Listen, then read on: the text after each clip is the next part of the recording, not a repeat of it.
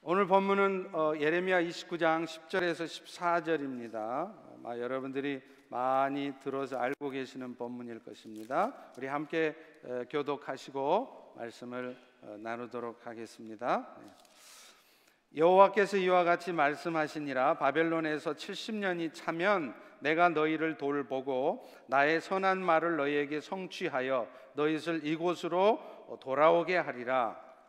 여호와의 말씀이니라. 너희를 향한 나의 생각을 내가 아나니 평안이요 재앙이 아니니라. 너희에게 미래와 희망을 주는 것이니라. 너희가 내게 부르짖으며 내게 와서 기도하면 내가 너희들의 기도를 들을 것이요 너희가 온 마음으로 나를 구하면 나를 찾을 것이요 나를 만나리라. 다 같이 이것은 여호와의 말씀이니라. 나는 너희들을 만날 것이며 너희를 포로된 중에서 다시 돌아오게 하되 내가 쫓아보냈던 나라들과 모든 곳에서 모아 사로잡혀 떠났던 그곳으로 돌아오게 하리라. 이것은 여호와의 말씀이니라. 아멘. 그분이 믿음의 사람인가 아닌가는 인생의 위기가 닥쳤을 때 어떤 말을 하고 어떤 행동을 하는가를 보면 알 수 있습니다. 믿음의 사람들은 하나님의 하시는 일은 항상 선하시고 온전하시다는 것을 놓치지 않습니다. 우리 생각에 마음에 안 들고 안 좋은 것 같이 알고 보면 그게 다 우리 좋으라고, 우리에게 고맙게 해주시느라고 하나님이 하신 것으로 받아들이는 것이죠. 그런데 우리는 대부분 그렇게 생각을 안 합니다.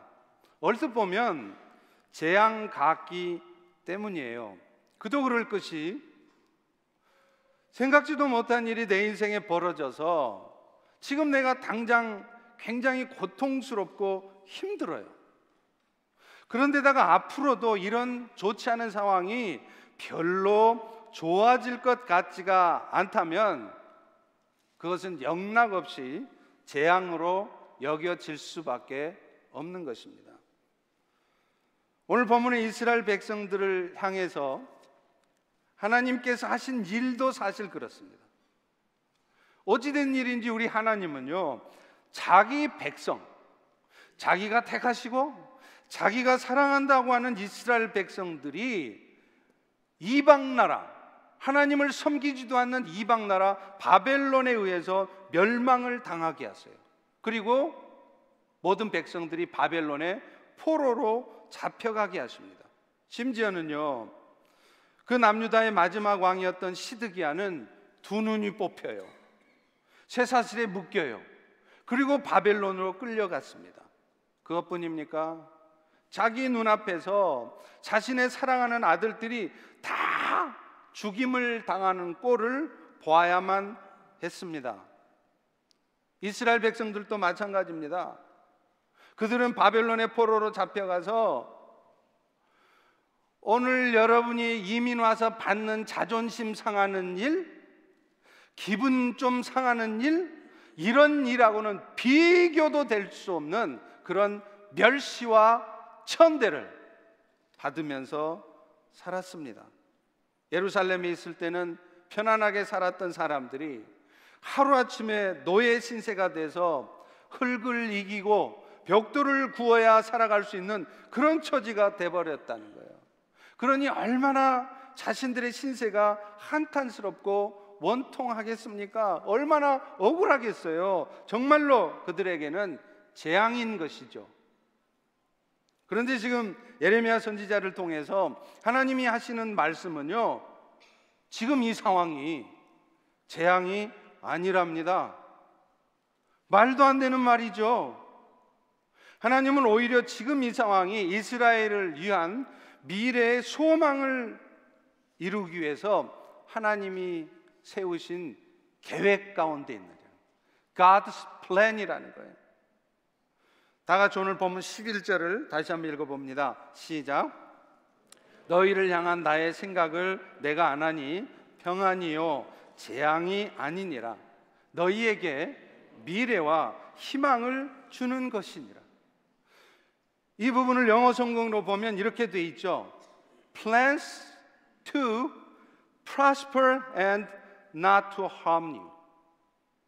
너희들에게 해를 끼치려고 세운 계획이 아니라 너희들을 prosper하게, 번영되게 하시려는 하나님의 계획이래요. Plans to give you hope and a future. 여러분들에게 뭔가 소망스러운 미래를 주시려고 하나님이 세운 계획이랍니다.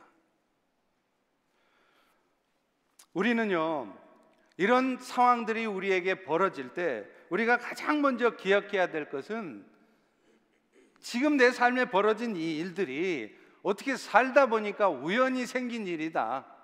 그냥 내가 좀 부주의해서 좀 더 주의했어야 하는데 그냥 살다 보니까 그냥 겪게 되는 일이야. 이렇게 생각해서는 안 된다는 거예요. 그것이 큰 일이든지 아주 사소하게 보이던 일인지 그것은 철저한 하나님의 계획 가운데 있다는 것을 아셔야 돼요. 그것도 우리에게 잘해 주시려고 하시는 계획이라는 것입니다. 그렇다면 하나님은 도대체 왜 이 재앙 같은 일을 소망스러운 일이라고 그러고 번영케 하는 일이라고 말씀하셨을까요?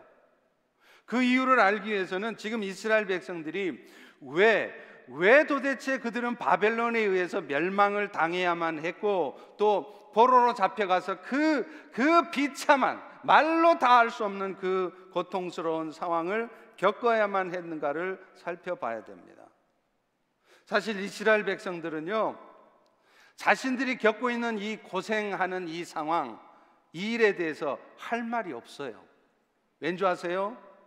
하나님께서는 그들에게 너희들 그렇게 살다가는 그런 고통스러운 일이 생길 것이라는 것을 여러 번 경고받았기 때문입니다. 그런데 그들은 그런 하나님의 경고를 무시해요. 애써서 못 들은 척합니다. 그러면서 결국에는 자기 뜻대로 살아요. 자기 욕심대로 사는 거예요. 그러다가 이런 고통스러운 상황을 겪게 되는 것입니다. 하나님은 애초에 이스라엘 백성들을 택하실 때 그들을 자기 백성을 삼으시면서 복을 주셨어요. 그런데 하나님이 이스라엘에게 그런 복을 주신 이유가 있습니다. 그것은 그들이 그 복 받고 자기만 잘 먹고 잘 살라고 하신 것이 아니라 이제 그 복을 가지고 세상을 향해 나아가는 거예요. 그래서 그들이 복의 통로가 돼서 그들로 하여금 하나님을 아는 자들이 될 수 있도록 하라는 것입니다.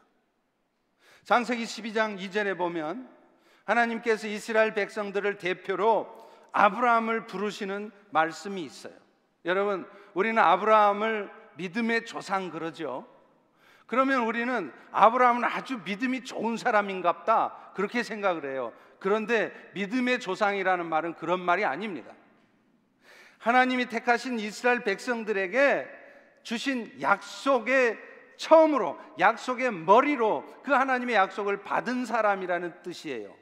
그가 믿음 좋은 사람이라는 뜻이 아닙니다.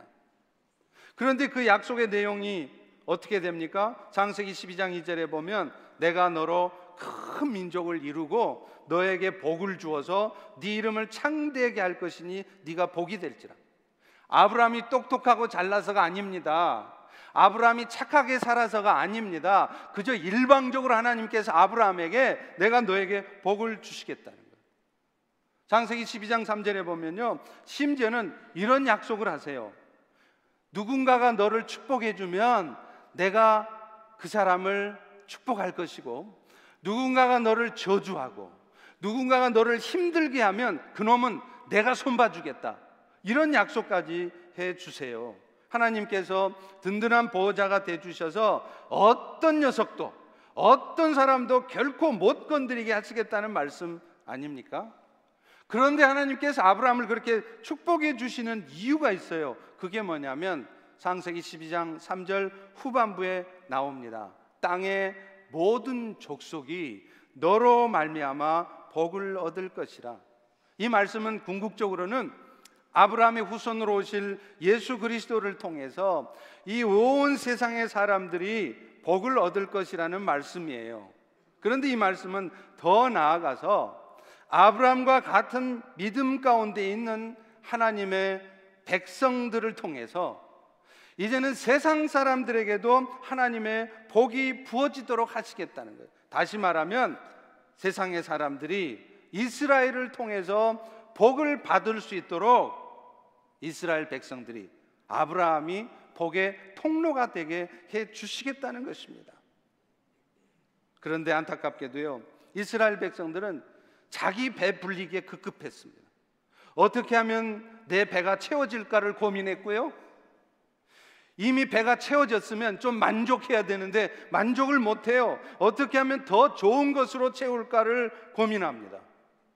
그리고 누가 봐도 풍요로운 상황이 되었는데도 그런 상황 속에서도 연약한 자를 돌아보기는커녕 오히려 그 풍요를 가지고 세상을 즐기는 거예요.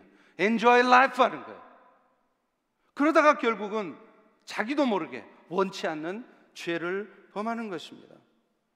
하나님은 그런 이스라엘 백성들을 깨닫도록 하기 위해서 여러 번에 걸쳐서 선지자들을 보내십니다. 말씀해 주세요. 내 백성 이스라엘아, 너희가 지금 그렇게 살면 안 된단다.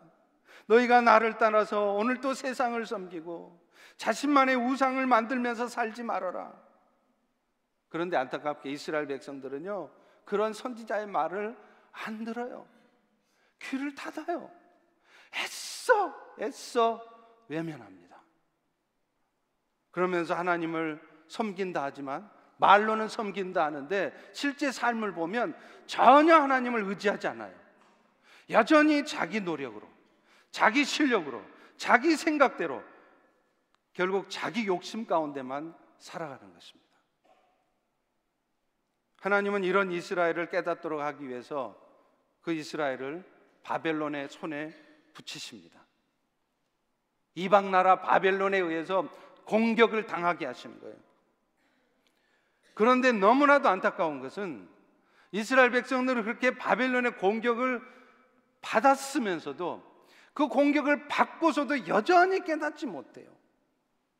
그들은 왜 하나님께서 그들로 하여금 바벨론에 의해서 이렇게 공격을 받고, 그래서 자신들이 왜 이렇게 힘든 삶을 살게 되는지, 그래서 나중에 하나님께서 어떻게 그들을 멸망케 하실 것인지, 포로로 잡아가게 하실 것인지 그 이유를 알지 못하는 거예요. 결국 그들은 그런 고통을 당할수록 하나님을 의지하는 것이 아니라 더 세상을 의지해요.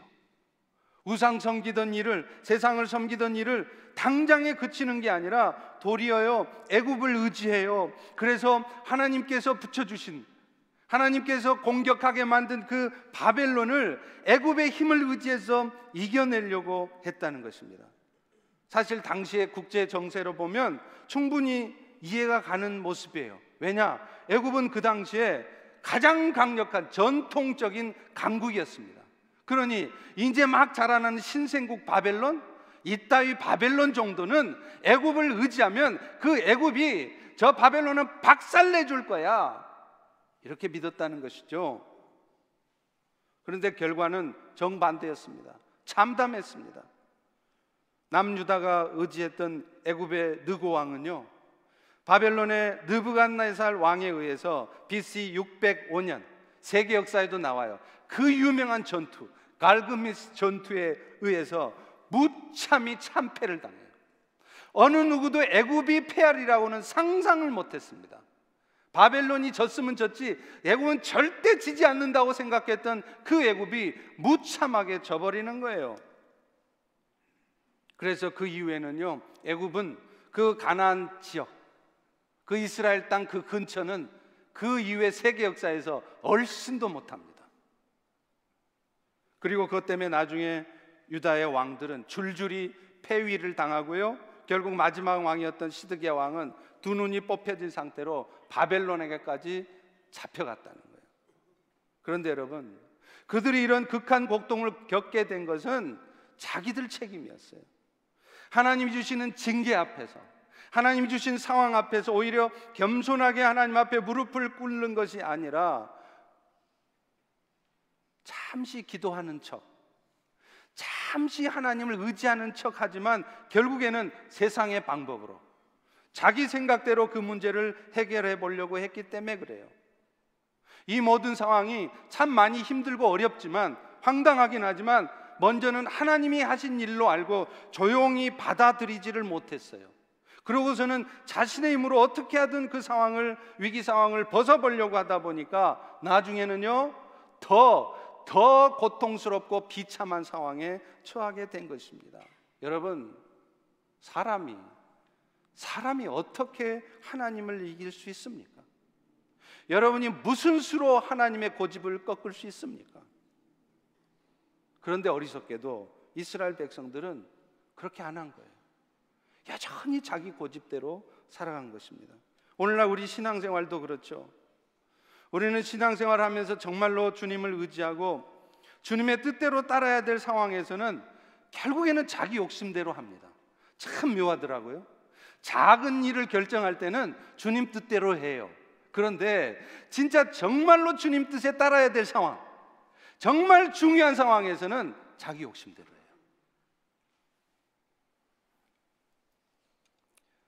참 묘하죠. 그럴 때 하나님께서는 연약한 우리의 믿음을 새롭게 해주시기 위해서 뜻하지 않은 고통스러운 상황을 주시는 거예요. 여러분 보시기에는 겉으로 보면 굉장히 우연인 것 같고요, 살다 보면 다 겪는 일 같고요, 아무 일도 아닌 것 같죠? 근데 그게 아닙니다. 심지어는 그 일들이 내 힘으로, 이런 문제는 얼마든지 내 힘으로 극복할 수 있는 문제야, 그렇게 내 힘으로 해결할 수 있는 것처럼 보이죠? 그런데 그 이면에는 분명히 하나님의 의도가 있습니다. 그래서 결국에는 내 힘으로 아무리 그것을 해결해 보려 해도 너무 쉬운 일, 충분히 내 힘으로도 극복이 될 문제 같은데 안 되는 거예요. 왜 그럴까요? 하나님께서는 그 일들을 통해서 우리가 하나님을 떠나서 여전히 내 욕심대로만, 내 고집대로만 살아가는 우리의 모습을 돌아보게 하시려고 그래요. 그래서 요즘 한국에서 유행하는 영화 곡성에 나온다고 그러대요. 그 유명한 대사, 무엇이 중요한디? 도대체 내 인생에 무엇이 중요한 것인지, 그리고 그 중요한 인생의 목표를 위해서 오늘 또 나는 어떤 모습으로, 어떤 자세로 살아가야 되는지를 돌아보게 하시려는 거예요. 저희 집에 둘째 아이가요, 어렸을 때부터 아토피가 심했습니다. 그래서 과자만 먹으면요 금방 아토피가 올라와가지고 막 온 몸이 막 벌겋고 잠을 못 잘 정도예요. 그래서 엄마가 맨날 너 과자 먹지 말아라, 과자 먹지 말아라. 그런데요 그 아이는 끝까지 고집을 부리더니 나가서는 아마도 노는 동안 과자를 사 먹었던 모양입니다. 어느 날 이 아이가 집에 돌아왔는데 알러지 때문에 그냥 온몸이 얼굴까지 막 부어오른 거예요. 우리도 얼마나 놀랐나 몰라요. 근데 제일 놀란 놈은 절 거예요 아마.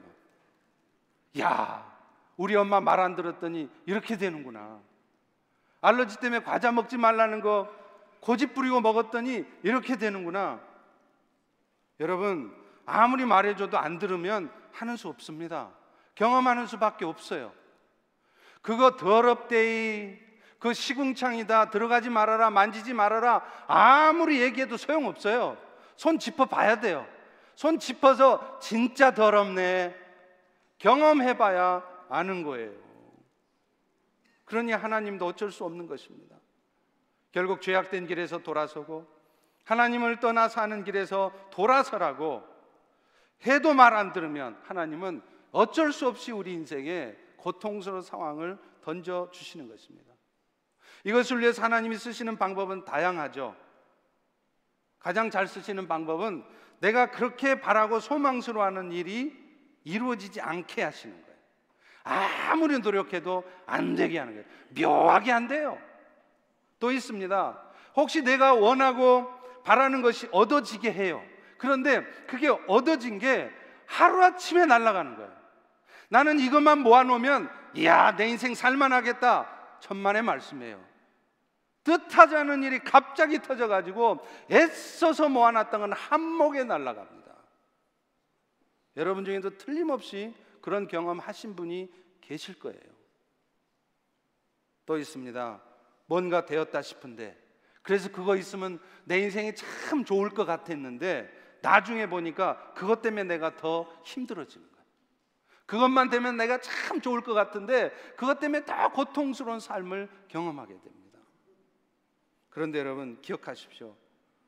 이런 아픔을 우리에게 주시는 것은 하나님의 본심이 아니라는 거예요. 어쩔 수 없이, 때로는 하도 말 안 들으니까 정말로 우리를 위해서 하나님이 어쩔 수 없이 우리에게 주시는 고통이라는 것입니다. 예레미야가 3장 33절에도 이런 하나님의 마음을 말씀하세요. 주께서 인생으로 고생하게 하시며 근심하게 하심은 본심이 아니시다. 그러고 안 하고 싶은데 어쩔 수 없이 그렇게 하신다는 거예요. 또 있어요. 뒤에서 34절에 36절에 보면 하나님은 어떻게 하시느냐? 사람의 재판을 굽게 하세요. 그래서 사람의 송사를 억울하게 만드신다는 거예요. 내 잘못한 거 하나도 없는데 억울하게 송사를 당해서 내가 덤태기를 쓰고 수만 불 수천 불을 물어줘야 되는 상황이 온단 말이에요. 그런데 이게 내가 부주의해서 그런 게 아니라는 거예요. 하나님이 그렇게 하시는 거라는 것입니다. 그런데 여러분 분명히 기억하십시오. 이런 상황 속에서 먼저 흔들리지 말고 붙드십시오. 우리가 이런 상황에서 낙심하지 않아야 되는 것은, 하나님은요 결국에는 이 일들을 통해서 하나님의 목적이 이루어지고 나면 반드시 자기 백성들을 원위치에 돌려놓으시겠다고 말씀하고 계세요. 오늘 본문의 말씀 14절을 다 같이 한번 읽어보겠습니다. 시작.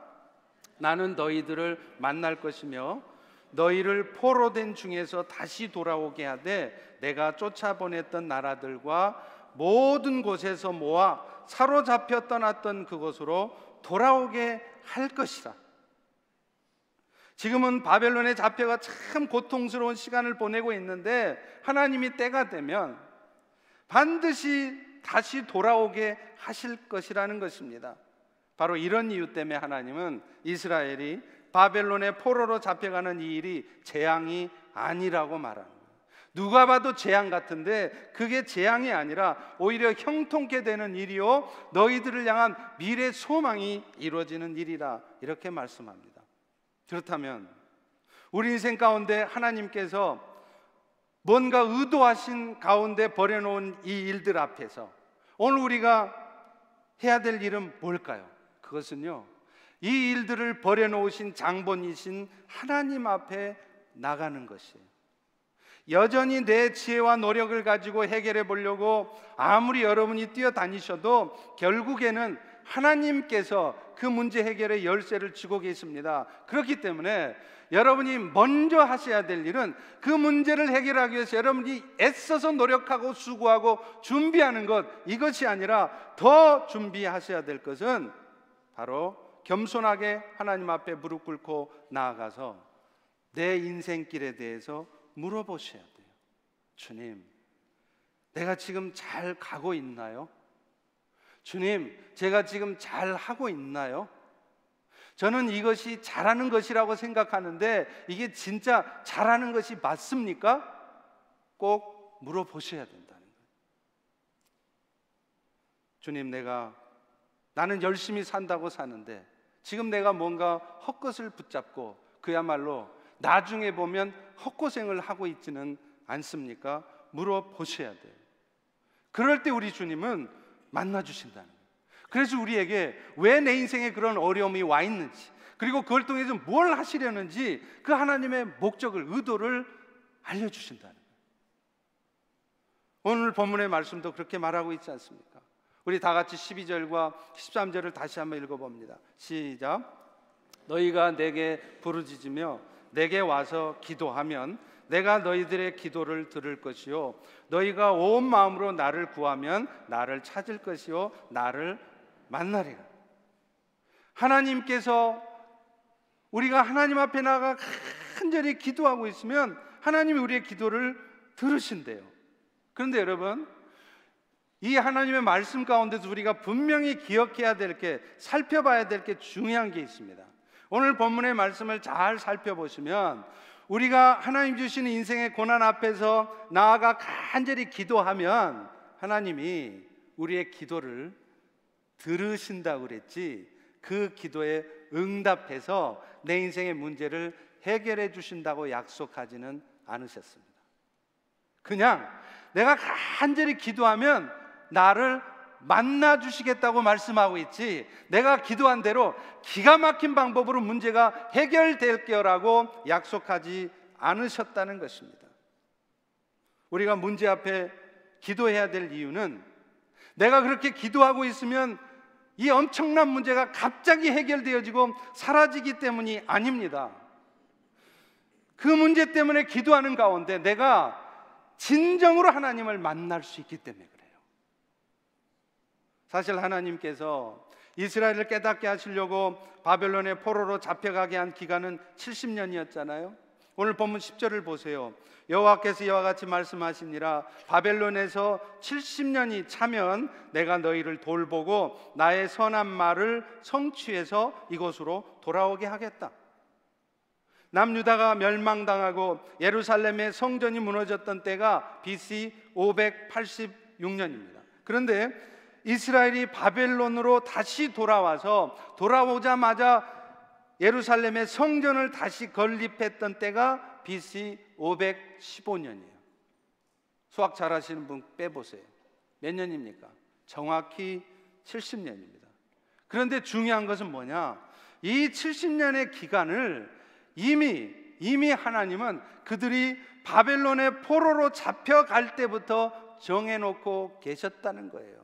바꿔 말하면, 내가 열심히 기도한다고 해서 그 70년의 기간이 땡겨지는 것도 아니고, 내가 열심히 기도한다고 해서 무조건 하고 내 인생의 문제가 해결되는 것도 아니라는 거예요.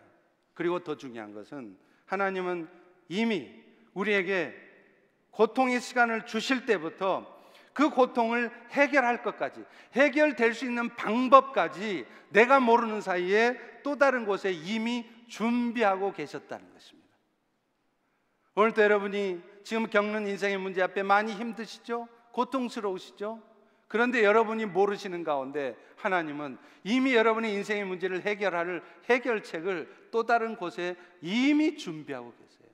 이미 계획하고 계십니다. 근데 우리는 그걸 못 보는 거예요. 그러니 오늘 이 일들이 그저 재앙으로 느껴지고 그저 힘들기만 한 것으로 되는 것이죠. 우리 입장에서는 언제 이 힘든 시간이 끝날까 싶은데, 하나님은 사실 이미 해결책을 어느 곳에선가 준비하고 계십니다. 물론 여러분, 우리가 문제 앞에 기도하기를 원하시는 이유는, 기도할 때 우리의 문제들이 해결되게 하심으로 말미암아서 하나님의 존재를 알려주시고자 하는 목적도 있어요.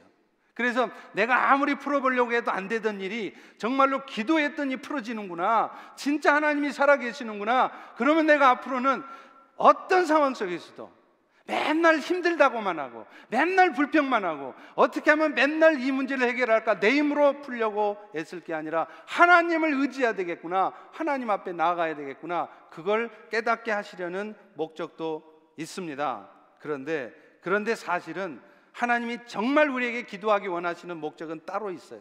그것은 그 기도를 통해서 우리가 하나님을 깊이 만나기를 원하시는 거예요. 여러분, 하나님을 깊이 만난 사람과 깊이 만나지 못한 사람은 참 많이 다릅니다. 제가 목회를 하면서 성도들을 오랫동안 지켜보면 정말로 저분이 정말 하나님을 깊이 만난 분인가, 아니면 신앙생활은 하고 심지어는 오랫동안 신앙생활은 하셨지만 하나님을 정말 깊이 만나지 못한 분인가가 보여요. 여러분, 하나님을 깊이 만나지 못한 분들은 평소에는 잘 모릅니다. 그런데 위기 상황이 오면 금방 흔들려요. 금방 염려하고 금방 사람의 방법으로 그 인생의 문제를 해결하려고 해요. 사람의 노력을 많이 합니다. 그런데 반면에요, 하나님을 깊이 만난 사람들은요, 일단 흔들림이 없어요. 그리고 더 놀라운 것은 그 인생의 문제를 더 이상 문제로 보지도 않는다는 거예요. 하나님을 깊이 만난 사람들은 그 인생의 문제 때문에 막 힘들어하고 어려워하면서도 그 문제를 문제로 보지를 않아요. 아니, 그 문제가 문제로 안 보이는 거예요. 왜요? 주님을 깊이 만났기 때문에 그렇습니다. 여러분, 하나님을 깊이, 주님을 깊이 만난 사람들의 삶의 노래가 찬송가 288장이에요. 제가 연습을 했는데 잘 될지 모르겠어요. 반주가 없으면 막 헤매니까요. 주 안에 기쁨 누림으로 마음의 풍랑이 잔잔하니 세상과 나는 간 곳 없고 구속한 주만 보이도다. 감사합니다. 역시 함태문 집사님 짱. 예, 정말요. 하루도 편할 날 없잖아요. 여러분 많이 힘드시죠? 제가 미국 와서 이민자들의 삶을 보니까 정말 힘드시더라고요. 저는 미국에서 이민한 사람들은 다 그냥 푸르른 집에서 수영장에서 수영하면서 사는 줄 알았어. 그랬더니 여기 와보니 수영장 있는 집에 사는 사람도 많지 않고 수영장이 있어도 수영을 못 하더라고요. 바빠서 관리하려면 돈 들어가니까. 이게 이민자들의 삶이더라고요. 그러니 얼마나 여러분 힘드세요. 그런데 주님을 정말 깊이 만나는 사람들은 그런 하루도 편할 날이 없는 이 세상 속에서 헤매는 것이 아니라 오늘 또 나를 구속하신 주님만을 바라보고 간다는 거예요. 그래서 그 뒤에 가사처럼 이것이 나의 간증이요 이것이 나의 찬송일세. 나 사는 동안 끊임없이 구주를 찬송하리로다. 여러분은 지금 많이 힘드실 텐데 그 힘든 가운데서도 오직 주님만 보니까 그 주님 때문에 찬송이 나오고 그것 때문에 막 기쁘십니까? 아니면 내가 왜 미국에 왔을까? 나는 왜 이렇게 힘들게 살아야 할까? 여전히 고민하고 여전히 힘들어하시고 여전히 두려워하고 계십니까? 정말 주님을 만난 사람은요, 진짜 여러분이 주님을 만나시면 이 고백이 나와요. 문제가 문제로 보이지 않습니다. 오늘도 여러분의 인생에 고뇌를 주시는 이유는, 진짜 이유는 이거예요. 주님 앞에 간절히 나아가 기도할 때 여러분이 주님을 깊이 만나게 하시려는 거예요. 그래서 더 이상 세상에 휘말려 살거나 세상에 눌려 살거나 세상에 꼬여 살거나 세상에 짓눌려 사는 것이 아니라 세상 위에 살아가는 여러분이 되게 하시려고 오늘 또 그 인생의 고뇌를 주시는 것입니다. 그런데 왜 거기에 휘말려 계십니까? 또 하나, 주님을 깊이 만난 사람들은요, 자신의 삶의 목적과 이유를 분명히 알게 됩니다. 원래 문제 앞에서 기도하라는 말씀을 하신 것도 사실은 하나님이 그 기도를 통해서 왜 하나님이 내 인생에 이런 일을 있게 하셨는지 깨닫게 하시고, 그래서 그 깨달음을 통해서 오늘 나는 무엇을 위해서 살아야 되는지, 그리고 그것을 위해서 사는 나의 자세는 어떠해야 되는지를 깨닫게 하시려는 거예요. 그런 의미에서 여러분 기도하실 때 반드시 필요한 게 뭔지 아세요? 하나님의 말씀을 들으시는 거예요. 그냥 여러분 막 기도만 많이 한다고 되는 거 아닙니다. 여러분이 기도 많이 한다고 해서 문제 해결되는 것도 아니고, 기도 많이 했더니 정말 문제가 해결됐어도 그게 끝이 아니에요. 왜요? 하나님이 여러분에게 기도하라고 명령하신 이유는 기도 많이 해서 문제 해결 받으라는 것이 아니라 깊은 만남을 통해서 여러분의 인생의 목적을 발견하는 거예요. 그런데 기도만 하고 있으면 그게 안 돼요. 내 말씀을 들으면은요, 그걸 깨닫습니다. 평소에는 잘 안 들리던 말씀이 들리기 시작해요. 평소에는 나하고 별로 상관없던 말씀이 다 나한테 하시는 말씀으로 들려요. 어떨 때요? 내 인생의 문제 앞에서 간절한 마음으로 하나님 앞에 나아가서 기도하면, 그리고 그 과정에서 말씀을 들으면 그제서야 그 말씀이 들려요. 제가 종종 설교를 끝나고 나가면 우리 성도님들이 그런 말씀을 하세요. 목사님, 오늘 설교 말씀은요, 순전히 저한테 하시는 말씀이었습니다. 여러분, 사실은 이것이 주님을 깊이 만나는 모습이에요. 그래서 그 말씀들을 통해서 왜 내 삶에 이런 일들이 생기는지, 그리고 그 일들을 통해서 내가 끝까지 놓치지 말아야 될 것이 무엇인지를 알게 되는 것입니다. 그런 인생의 목적을 발견한 사람들은요, 똑같이 어려움이 와도 삶의 태도가 달라집니다. 정말입니다. 말이 달라요. 얼굴 표정이 다릅니다. 사실 오늘날 우리 성도들의 삶에 이런저런 어려움을 주시는 이유도 대부분 이것과 관련이 있어요. 오늘 또 내 삶이 천국을 향한 삶이 되도록 방향 잡아주시려는 거예요. 또 그 천국을 향한 삶에 합당한 모습이 되도록 나를 다스리시는 것입니다. 이스라엘 백성들을 하나님께서 택하신 목적이 결국은 그들로 하여금 세상 사람들이 하나님께로 나아가게 하는 복의 통로가 되게 하려시는 것과 같아요. 그저 한평생 나 혼자 잘 먹고 잘 살다 가면 끝이 아니라 오늘 또 예수님을 몰라서 죽어가는 수많은 영혼들에게 그리스도의 사랑을 전하고자 하는 것, 그것이 우리의 삶의, 여러분의 삶의 목표가 되게 하시려는 것입니다. 여러분이 다 선교사로 살아야 되는 거 아니에요. 여러분이 다 목사가 돼야 되는 거 아닙니다. 어떤 경우는 목사가 안 될 사람들이 목사가 돼서 성도들을 힘들게 하는 경우도 종종 있어요.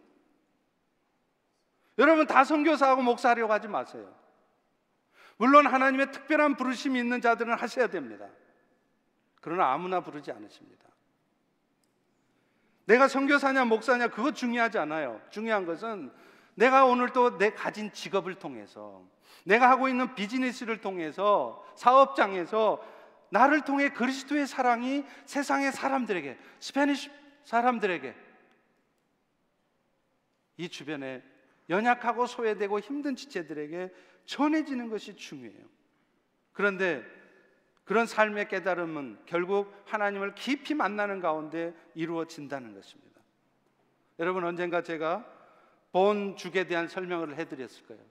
지금 본죽이 얼마나 커졌냐면요, 전 세계 24개국의 브랜치가 있고요, 한국에만 1600개 매장이 직영 매장입니다. 엄청나게 성장했어요, 짧은 시간에.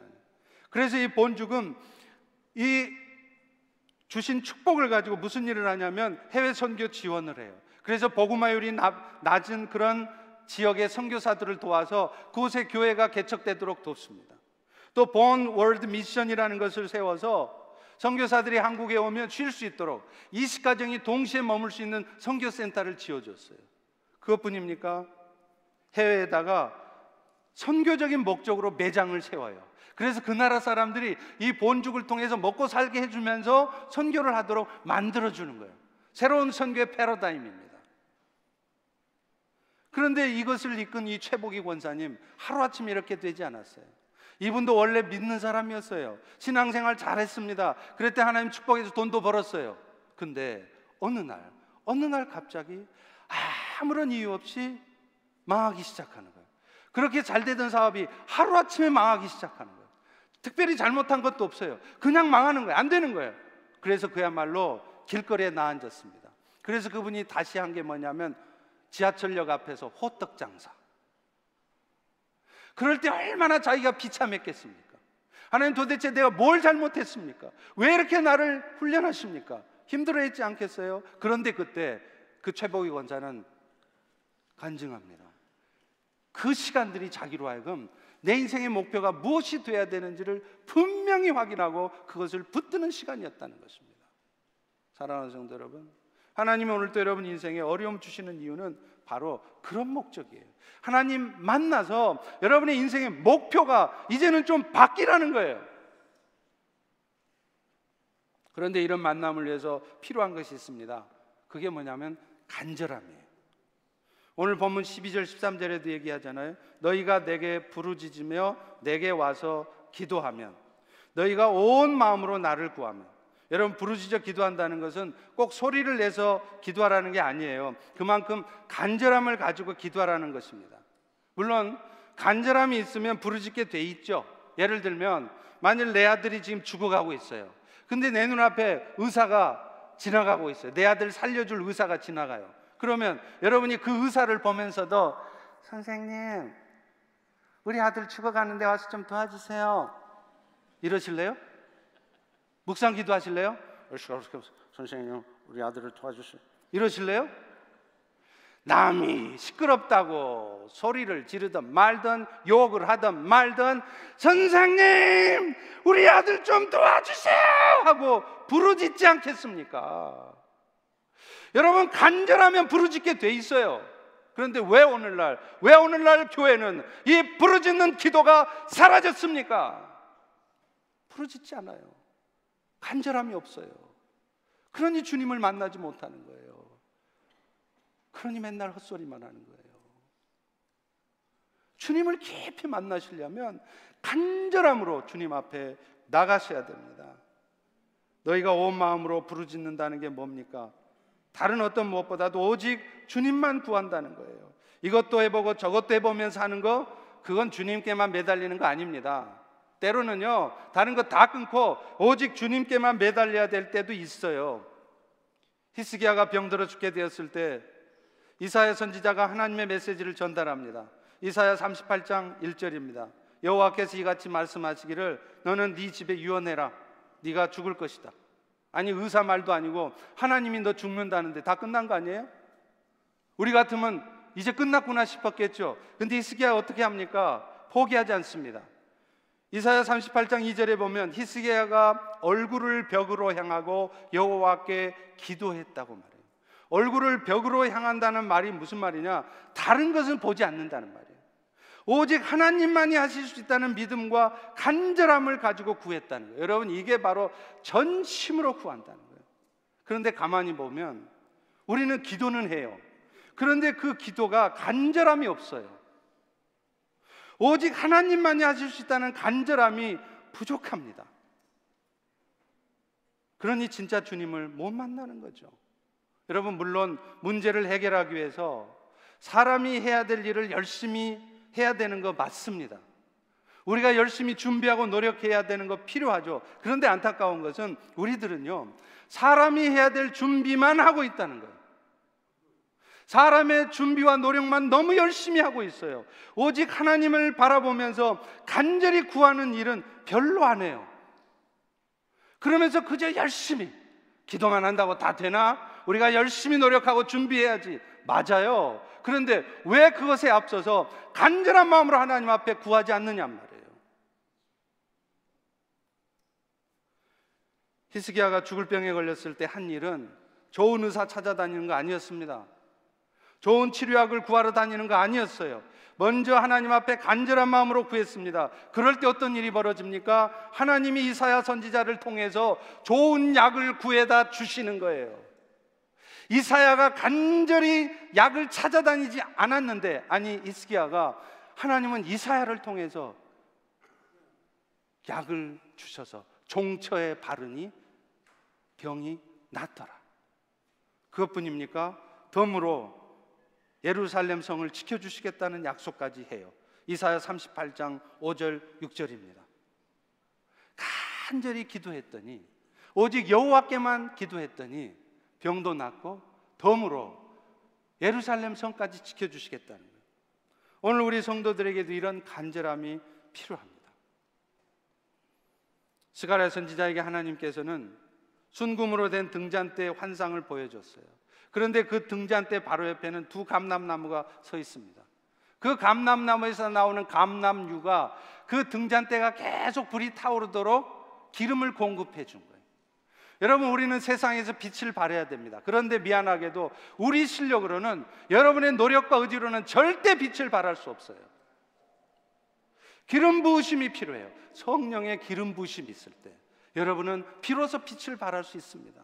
그러니 오늘 우리는 가장 먼저 다른 어떤 것을 할 것이 아니라 가장 먼저 주님 앞에 간절한 마음으로 성령의 도우심을 구하셔야 되는 거예요.